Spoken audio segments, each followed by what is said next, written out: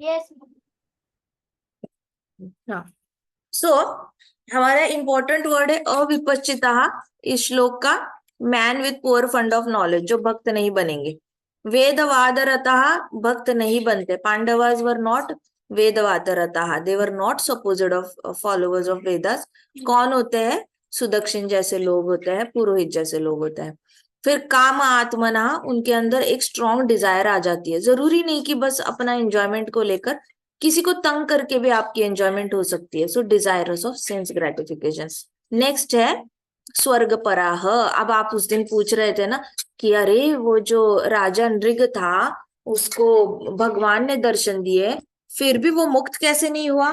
क्योंकि वो स्वर्ग पराह था। मतलब वो हमेशा एम कर रहा था हेवनली प्लैनेट्स पाने के ही, इसलिए उसने गाय ब्राह्मणों को दान की। अगर उसको वो सच में भक्त होता तो वो क्या करता? परीक्षित महाराज जैसे, स्वयंभुव मनु जैसे भागवतम सुनता या नहीं सुनता? हाँ ना? कर्दमा मुनि की तरह बैठकर कृष्णा के चरण कमलों में मेडिटेट करता या नहीं करता? So we know that there are so many kings who are doing pure devotion of Krishna. But Rajan Riga, he was aiming to achieve heavenly planets. तो ये स्वर्ग पराह होते हैं। कुछ कुछ होते हैं। अभी राजन ऋग किस कौन से वेद को फॉलो कर रहा था? जिस वेद में स्वर्ग जाने के सीक्रेट्स बताए रहते, पुराणों में बताए रहते, ये दान करो स्वर्ग लोग जाओगे, ये करो स्वर्ग लोग जाओगे, लोगों का भला करो स्वर्ग लोग जाओगे। तो कई सारे मेथड्स पुराणों में बताए रहते स्वर्ग लोग जाने के।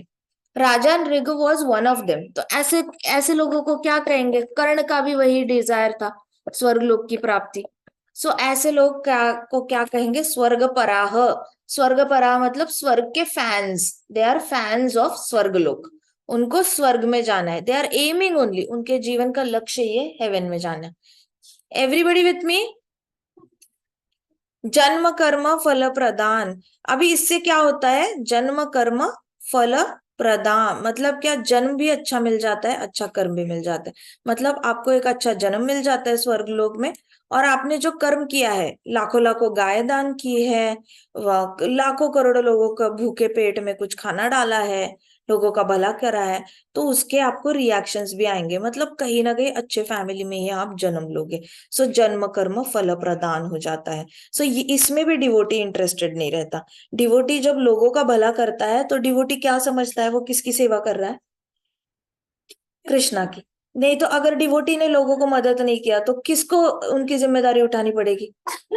कृष्णा को। कृष्णा वैसे भी उठा ही रहे हैं, लेकिन डिवोटी अगर थोड़ी सी भी हेल्प कर देता है तो कृष्णा की सेवा कर रहा है या नहीं कर रहा? सो डिवोटी कभी ये नहीं सोचता कि मैं लोगों का भला कर रहा हूँ। डिवोटी क्या सोचता है? वो कृष्णा की हेल्प कर रहा है ना? Everybody with me? सो हमारा ये गोल है ही नहीं लाइफ में, जन्म कर्म फल प्रदाम।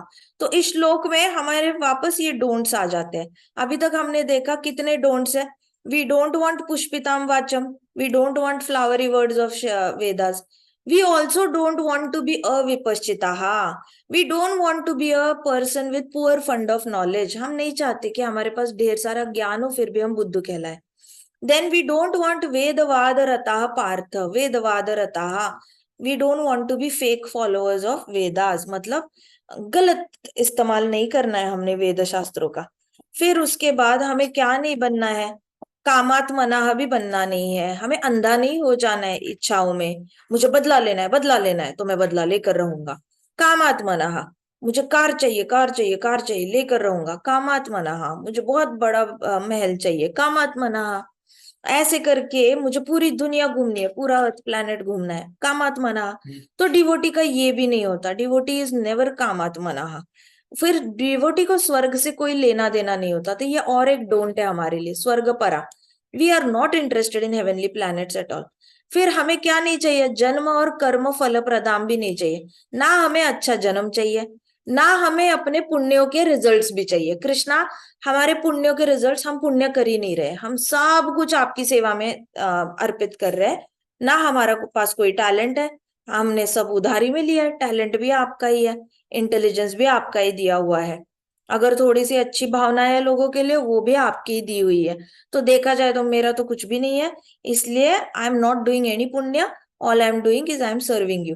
तो डिवोटी जो होता है ना जन्म चाहिए उसको, ना अच्छा कर्म करना है उसको, उसको तो सिर्फ कृष्ण की सेवा करनी है, इसलिए उसको फल प्रदान नहीं मिलता, मतलब डिवोटी को स्वर्गलोक नहीं मिलता, और devotee doesn't end up suffering the results of good karmas also. जैसे अभी देखो बहुत रिच फैमिलीज है, उनके घर में भी बच्चे पैदा हो रहे हैं या नहीं हो रहे?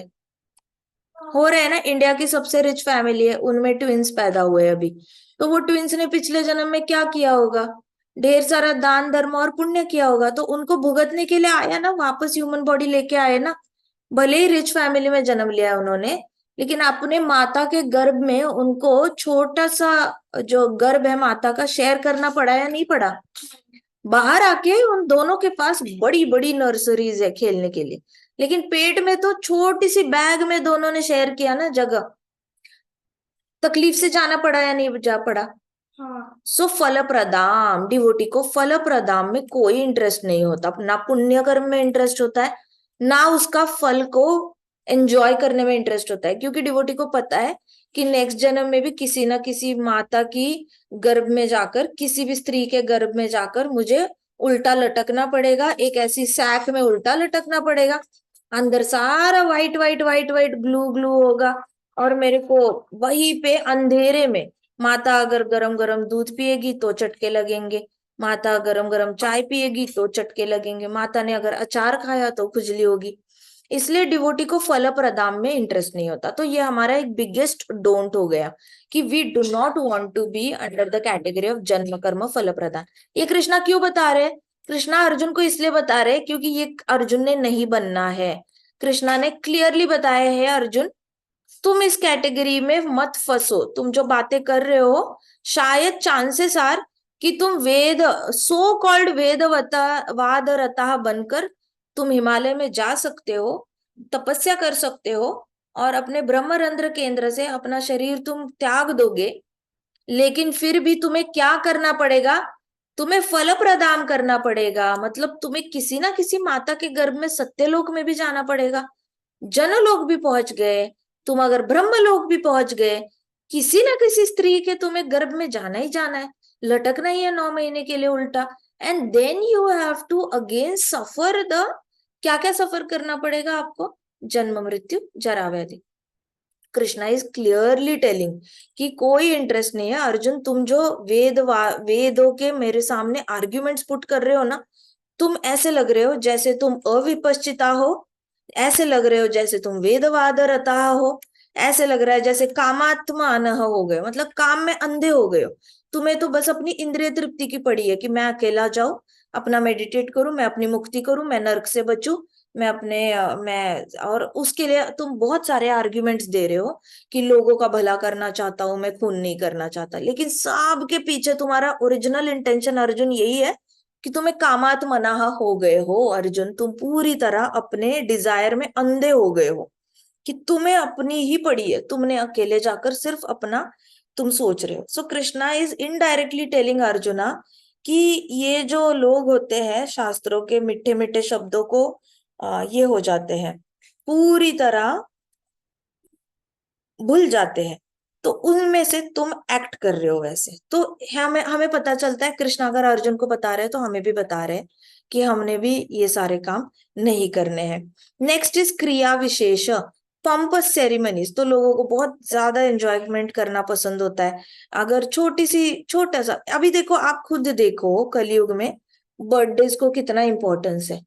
पहले हमारे पहले वाले इसमें किसका जन्म तिथि सेलिब्रेट होती थी? कृष्णा की होती थी जन्माष्टमी, श्री राम जी की होगी।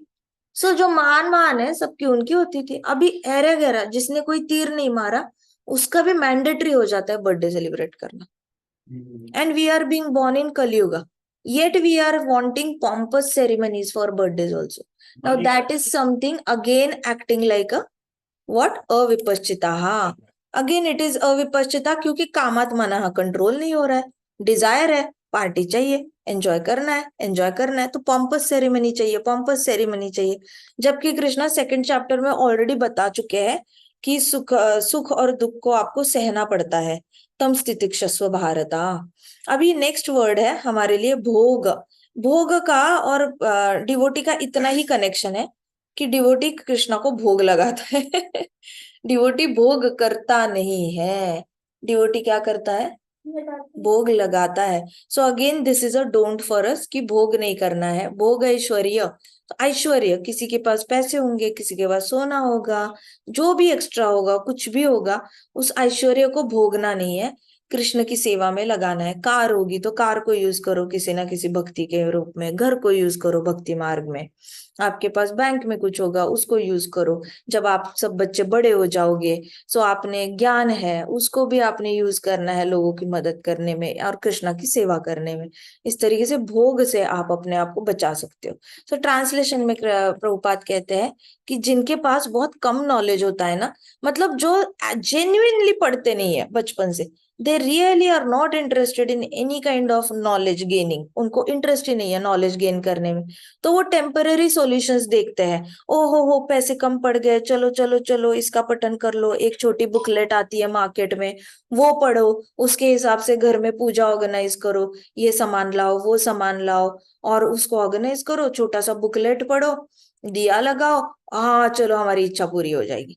These are called as men of small knowledge. ये लोग शॉर्टकट मारने की कोशिश करते हैं अपनी इच्छा पूरी करने के लिए, और वो कामात्मना होते हैं। तो इसलिए प्रभुपाद कह रहे हैं men of small knowledge are very much attached to flowery words of Vedas. इन लोगों को बहुत अच्छी लगती है ऐसी स्टोरीज जहाँ पे कोई बहुत गरीब था, उसने XYZ पूजा की और वो बहुत रिच हो गया। जहां पे किसी को पुत्र प्राप्ति नहीं हो रही थी, उसने XYZ पूजा की, उसको बहुत एक पुत्र क्या, दो तीन चार पांच पुत्र हो गए। ऐसे करके ऐसी स्टोरीज इनको बहुत अच्छी लगती है। तो पुराणास में स्टोरीज होती है, वेद शास्त्रों में बहुत मिठी बातों से आपको समझाया जाता है कि भगवान कैसे निर्गुण है और निराकार है। सो ये सारी चीजें फ्रूटिव एक्टिविटीज, तो ये फ्रूटिव एक्टिविटीज के लिए कोई लोग यूज करते हैं, वो हेवनली प्लैनेट्स में चले जाते हैं, उनको अच्छा जन्म मिलता है, उनको बहुत पावर मिलती है, पावर सत्ता मिलती है बेसिकली, तो राजा वगैरह के पोजीशन पे जाते हैं। और इतना डिजायर होता है उनके अंदर कि उनकी इंद्रिय तृप्ति की इच्छा पूरी हो जाती है और बहुत लैविश लाइफ जीते हैं वो लोग। So there is nothing more than this, उनकी लाइफ में इसके परे कुछ नहीं है। आज भी देखो, हमने आज ही देखा किसी ने 100 करोड़ कमाए अपनी कंपनी में, और उसने डिसाइड किया है कि वो 1300 करोड़ इस साल कमाएगा, 100 करोड़ का। वो इतना पैसा वो अपने घर में रख भी नहीं सकता, राइट? सो ही they can't do so much, but then they are constantly, उनके लिए इससे परे कुछ नहीं है। उनके लिए बस आज 100 करोड़, फिर 200, 200 के 300 करने हैं, इनको 1300 करोड़ करने हैं, फिर 1500 करने हैं, फिर उनको किसी ऐसे को कंपटीशन देना है जिसने 17,000 करोड़ कमाए हैं। सो ऐसे करके इनकी इंद्रिय की कामात्मना है वो अनलिमिटेड होती है, वो बढ़ती जाती है लेकिन कम नहीं होती। पर्पॉट में श्रील प्रभुपाद कहते हैं, people in general are not very intelligent, and due to their ignorance they are most attached to fruitive activities recommended in कर्म कांड portions of Vedas। तो वेद शास्त्रों में एक कर्म कांड पोर्शन आता है जिसमें आप ऐसी कोई डिजायर ही नहीं है पूरी लाइफ में आपकी जो कवर अप नहीं होती। कर्म कांड ऐसा वेदों का पार्ट है जहां पे there is puja for every single thing. आप अंधे बन गए होगे तो आंखें वापस आने के लिए एक पूजा होती है, उसमें रिकमेंडेड होती है। कुछ भी हो जाए आपकी लाइफ में, आपको मतलब स्किन का कोई डिसीज हो जाए, अब स्किन की डिसीज से बाहर आने के लिए भी उसमें एक पूजा रिकमेंडेड होगी कर्म कांड सेक्शन में, जिससे कि आपकी स्किन रिकवर हो जाएगी। कुछ भी, you name the desire and that desire का एक मेथड है फुलफिलमेंट का कर्म कांड में, ठीक है? सो प्रभुपाद कह रहे, अब जो वेदों का इसलिए इस्तेमाल करते हैं ना कर्म कांड के हिसाब से, तो वो थोड़े से लेस इंटेलिजेंट लोग होते हैं, क्योंकि उनको पता नहीं कि इन लोगों ने इसको ब्रिज की तरह यूज करना है, मतलब इसके ऊपर चल के आगे जाना है, भगवत गीता भागवतम तक पहुंचना है और शुद्ध भक्ति के लिए अपनी मेहनत करनी है। लेकिन ये मेहनत किस में करते हैं पूरी लाइफ? अपनी इच्छाएं पूरी करने में। So they do not want anything more than sense gratificatory proposals. तो उनको इससे ज्यादा कुछ नहीं चाहिए, उनको बस चाहिए कि मेरी सारी इच्छाएं पूरी हो जाए, मेरे बच्चों की सारी इच्छाएं, इसके परे उनकी कोई लाइफ नहीं। उनको क्या चाहिए? वाइन एंड विमेन चाहिए, उनको इंटॉक्सिकेशन चाहिए, और एंजॉयमेंट के लिए कोई ना कोई स्त्री चाहिए, विच इज वेरी कॉमन। ये स्वर्गलोक में बहुत कॉमन है, ढेर सारी अप्सराएं रहती है और ढेर सारी वहां पे वाइन भी रहती है, इंटॉक्सिकेशन समंदर ही है वहां पर। तो तो स्वर्गलोक में ढेर सारे विमेन है और सोमरस का समंदर बना हुआ है ऑलरेडी।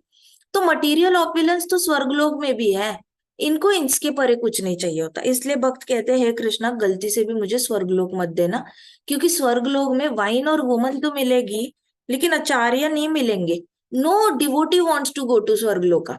तो वहां पे जाके गुरु ढूंढना बड़ा मुश्किल हो जाता है। बृहस्पति जी मिलेंगे, लेकिन बृहस्पति क्या बोलेंगे, पढ़ाई करो पढ़ाई करो पढ़ाई करो, असुर अटैक करके आ सकते हैं, ये शस्त्र की पढ़ाई करो, वो शस्त्र की पढ़ाई करो, अपने आप को स्ट्रांग रखो, मंत्र पठन करो, अगर असुरों ने अटैक किया तो आपको स्वर्गलोक को बचाने आना चाहिए।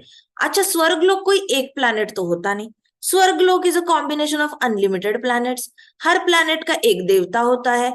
स्वर्गलोक में इंद्र देवता इन सारे देवताओं के राजा है।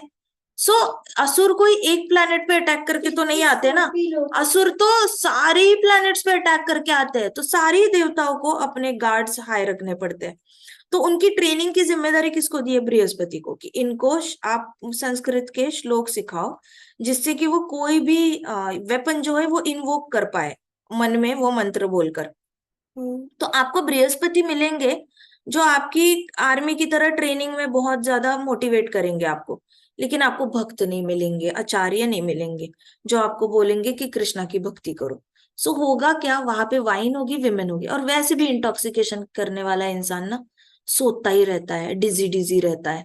तो डिजी डिजी इंसान भक्ति के बारे में सोच नहीं सकता। आप सोचो, आपने खुद एक हैवी खीर खा रही है, खीर में ढेर सारा मम्मा ने जायफल डाला हुआ है, और आपको इतनी नींद आ रही है, इतनी नींद आ रही है वो खीर खा के, और आपको कोई माला पकड़ा दे, आप जाप कर पाओगे, नहीं कर पाओगे ना। तो वो वाली नींद वाली स्थिति जो होती है वो इंटॉक्सिकेशन करके स्वर्गवासी ऐसे ही रहते हैं आधा time. So they can not think about devotion at all, इसलिए डिवोटी से दूर भागता है।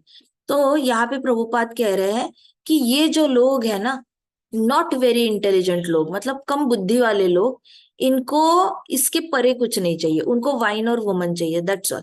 ये उनके लिए लाइफ का अंतिम लक्ष्य है कि मुझे इतना ही एंड तक मिलता रहे, बीच में असुर आके मेरे हाथ से ना वाइन ले ले ना वुमन ले ले, ना मेरे हाथ से राज्य ले ले ना मेरे हाथ से नौकर चाकर ले ले।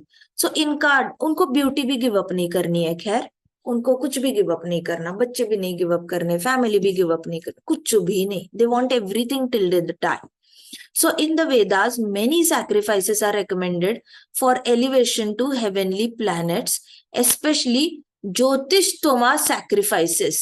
ज्योतिषोमा सैक्रिफाइसेस आर ऐसे यज्ञ, आप जाओ साउथ इंडिया में, आपको ये है, आप त्र्यंबकेश्वर चले जाओ, फिर आप काशी चले जाओ, फिर आप बालाजी चले जाओ नीचे, आप रामेश्वरम चले जाओ, फिर आप ऐसे कई सारे, उडुपी चले जाओ, यहाँ पे भी ये ज्योतिषतमा सैक्रिफाइसेस करने वाले पंडित मिल जाएंगे। वो कहेंगे 5,000 दे दो, हम आपका ये यज्ञ कराते हैं, जिससे कि अगले जन्म में आप और आपकी फैमिली इकट्ठे इकट्ठे मिलके स्वर्गलोक में इकट्ठे एंजॉय करना।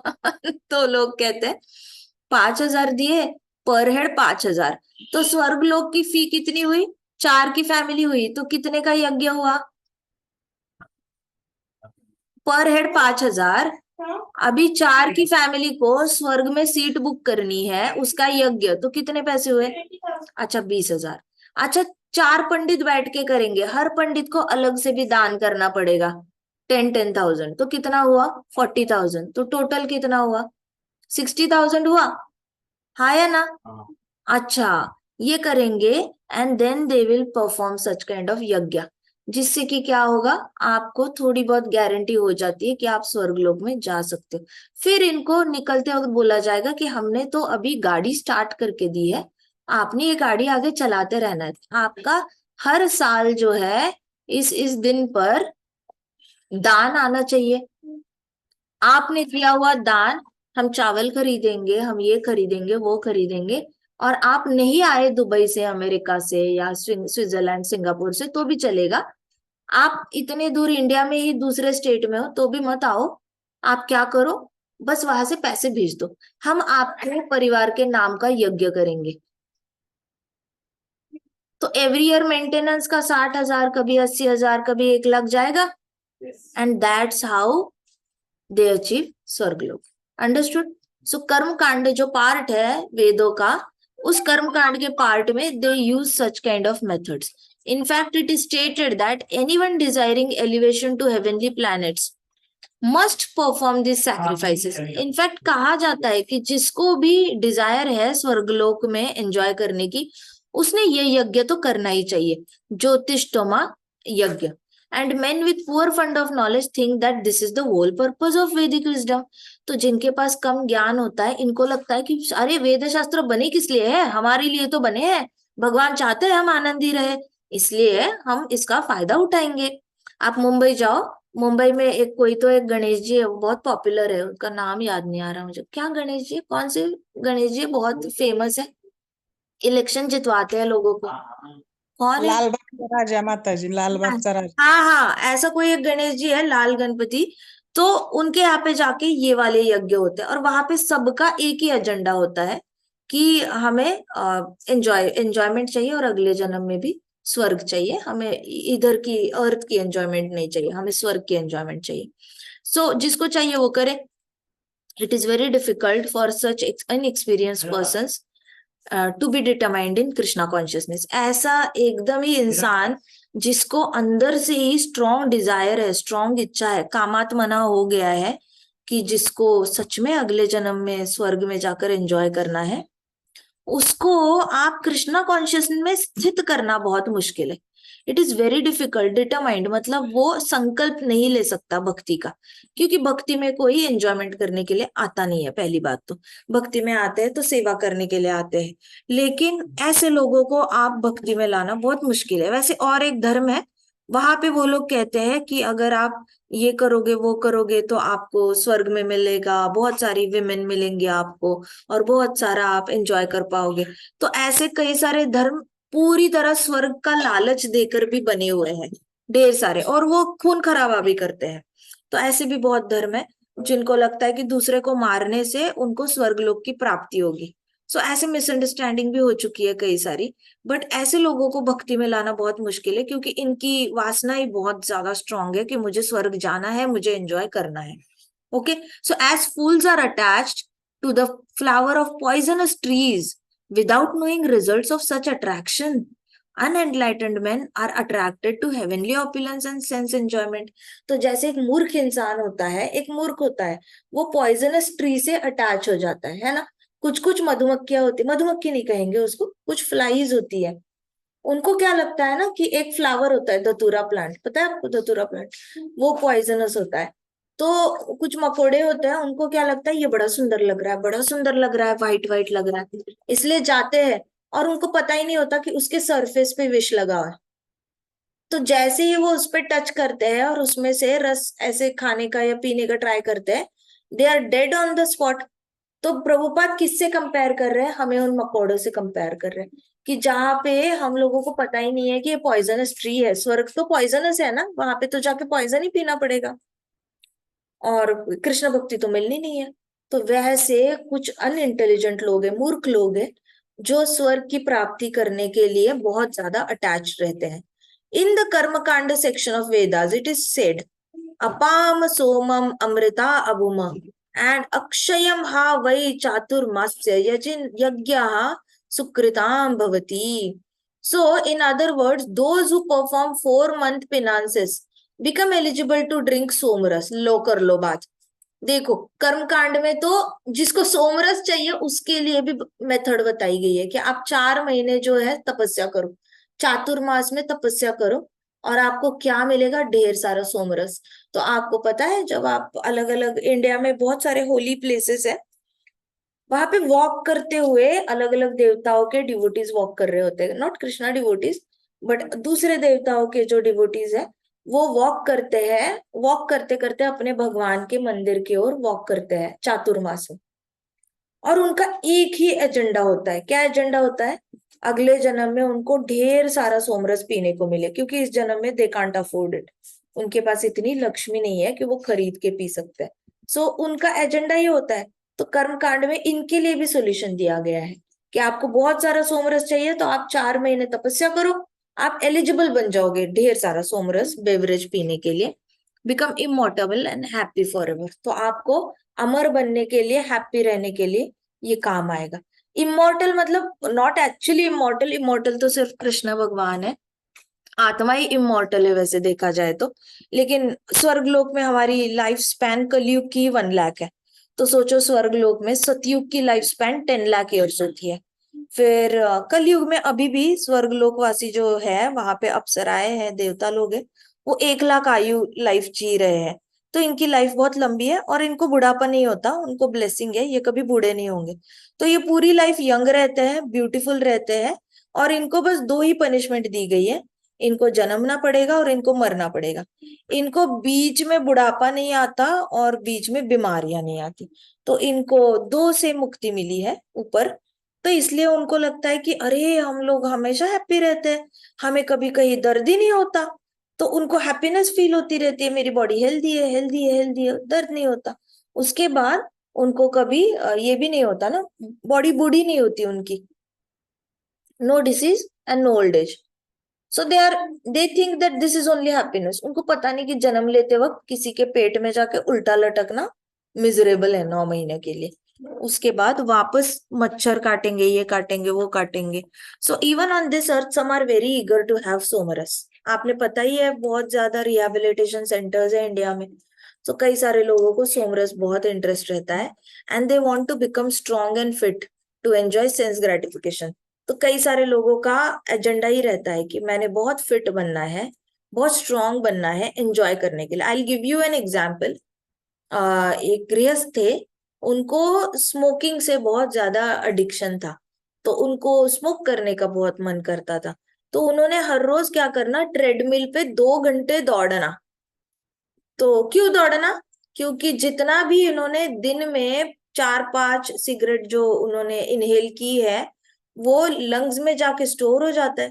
तो वो हर रोज 2 घंटे ट्रेडमिल पे दौड़ेंगे, ताकि सारा लंग्स का जो जितना भी स्मोक है ना, वो सारा निकल जाए सांस, because he will inhale exhale fast while running.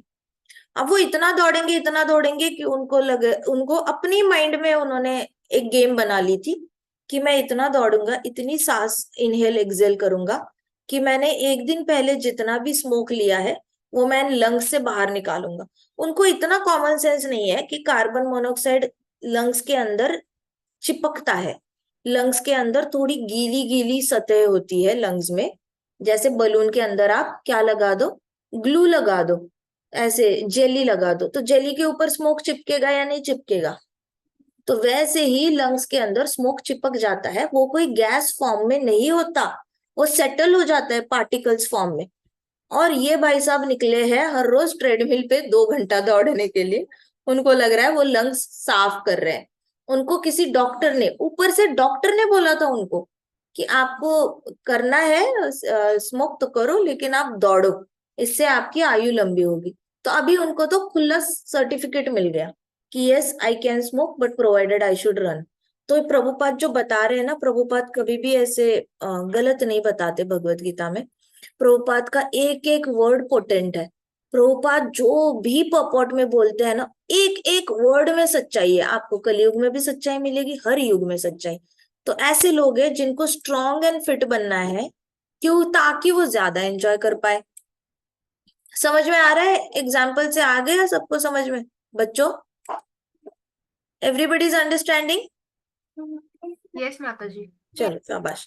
So such persons have no faith in liberation. इनको कोई मुक्ति की पड़ी नहीं है फ्रॉम मटेरियल बॉन्डेज, इनको विश्वास ही नहीं होता लिबरेशन, तो इनको नहीं पड़ी कुछ। They are very much attach to pompous ceremonies of Vedic sacrifices. इनको क्या चाहिए पता है? साल के 365 डेज में से 300 डेज ये एंजॉय करें, 360 डेज। बचे हुए 5 दिन फ्लाइट लेके किसी मंदिर आए इंडिया में, और या फिर इंडिया में ही ट्रैवल करके फ्लाइट से आए, एक पॉम्पस सेरेमनी, एक वैदिक यज्ञ करे और अपना भला करे। अब ये पिछले 10 महीनों में, 11 महीनों में या 12 महीनों में जितना भी गलत काम हुआ है उनसे, उसको कवर अप करने के लिए दान करते हैं और साथ साथ बड़ा यज्ञ करते हैं, ताकि अगले साल में उनको वापस वही प्रॉब्लम्स ना आए। सो इसको कहते हैं बिल्कुल ही मतलब घुटने में बुद्धि। इनको कोई अकल नहीं है कि वो कर क्या रहे हैं जिंदगी में। So they are generally sensual, sensual मतलब इनको अंदर से ही इंजॉय करने की बहुत इच्छा होती है। And they do not want anything other than heavenly pleasures of life. इनको कुछ भी नहीं चाहिए, इनको चाहिए स्वर्गलोक की तरह आसपास ढेर सारा सोमरस हो और ढेर सारी अप्सराएं हो। दो ही चीजें इनका डिजायर होता है, कुछ नहीं होता। So it is understood that there are gardens called Nandan Kanan in which there is good opportunity for association of angelic beautiful women having profuse supply of somras wine. तो स्वर्गलोक में एक गार्डन होती है जिसका नाम क्या होता है? नंदन कानन। क्या नाम होता है गार्डन का? स्वर्गलोक में नंदन कानन नाम की एक गार्डन होती है और उस गार्डन में ढेर सारा सप्लाई होता है सोमरस का और ब्यूटीफुल विमेन का। तो उनको वो लाइफ पृथ्वी पे भी जीनी है और फिर एक 5 दिन का यज्ञ करना है साल में, और स्वर्गलोक में जाके again they want to have the same life. इसको कहेंगे कामात्मनाहा। ये श्लोक में Krishna is referring to these people as कामात्मनाहा स्वर्गपरा। तो ये लाइन जो है कामात्मना स्वर्गपरा को रिलेट करती है।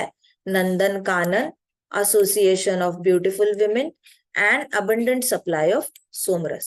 So such bodily happiness is sensual. Therefore, there are those who are purely attached to such material, temporary happiness as lords of the material world. तो अपने आप को भगवान समझ के ये पूरी तरह एंजॉय करना चाहते हैं। ठीक है, हमारा श्लोक आज यहीं पे खत्म होता है। भगवत गीता की जय, श्रील प्रभुपाद की जय, श्री श्री राधा श्याम सुंदर की जय, श्री श्री कृष्ण बलराम की, वृंदावन धाम की, समस्त भक्त वृंद की। हरे कृष्णा कृष्णा कृष्णा हरे हरे, हरे राम राम राम हरे हरे, हरे कृष्णा वहां संकीर्तन यज्ञ की जय। शाबाश। Any questions?